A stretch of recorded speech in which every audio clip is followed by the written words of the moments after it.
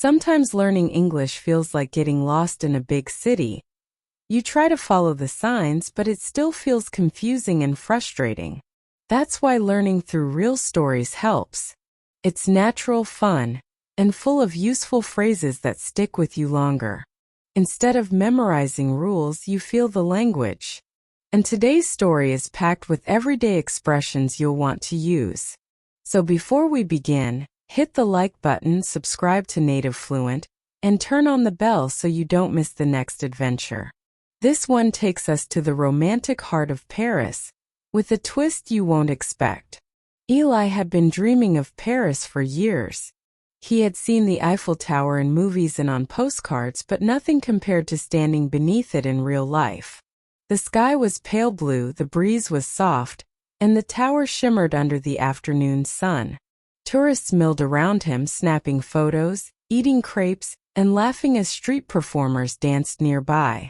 After a long morning walking along the Seine and exploring the nearby gardens, Eli's legs were starting to feel heavy. He had planned to take the metro, but after checking the signs and trying to follow a confusing map, he gave up. Instead, he decided to catch a taxi back to his hotel. It would be faster, easier, and more comfortable. Or so he thought. He spotted a man leaning against a sleek black car near the base of the tower. There was a small taxi sign on the roof, and the man smiled and nodded when Eli approached. Without much thought, Eli climbed in. The driver didn't speak much English, and Eli didn't speak much French.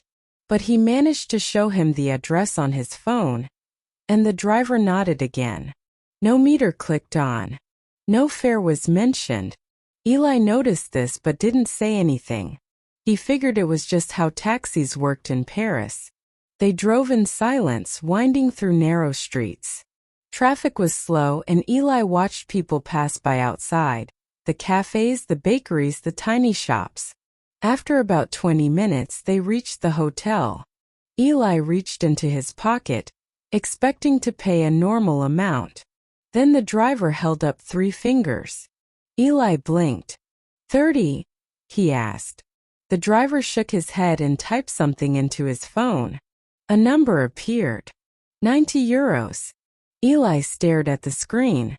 His heart dropped. That was triple the usual fare. He knew it. But what could he do? The driver looked calm but firm. Eli considered arguing, but with the language gap and no proof of what was agreed, he felt stuck. Slowly, he handed over the money.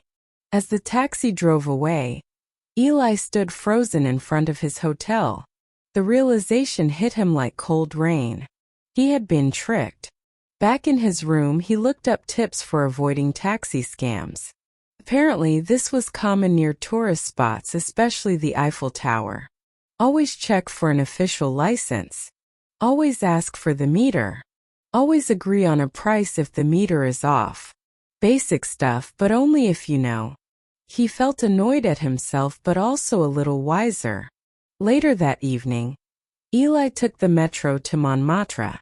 It was a little confusing, a little crowded, but much cheaper. He walked the hilly streets, watched the sunset behind the rooftops, and thought about how every mistake was just part of the story. And now it's part of your story too.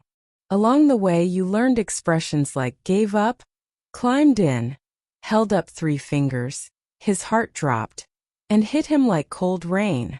These are the kind of phrases that native speakers use every day. And now you understand them not because you studied them but because you felt them. That's the power of story-based learning. You don't just memorize English, you live it. So if you enjoyed this story, like the video, subscribe to NativeFluent, and hit the bell icon. And tell us in the comments. Have you ever been overcharged while traveling? What happened? Your story might help someone else avoid the same mistake. See you in the next one.